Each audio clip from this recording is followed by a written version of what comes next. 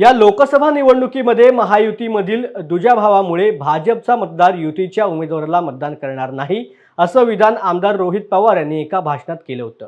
त्यावरती भारतीय जनता पार्टीला ओळखायला रोहित पवार यांना अजून किमान 35 वर्ष लागतील, तसेच भाजपचा आमदार महायुतीला कधीही सोडणार नाही असा प्रत्यय लवकरच रोहित पवार यांना येईल असा टोला मंत्री अनिल पाटील यांनी रोहित पवार यांना लगावलाय। रोहित पवार साहेबांनी आता जी टीका केली की भारतीय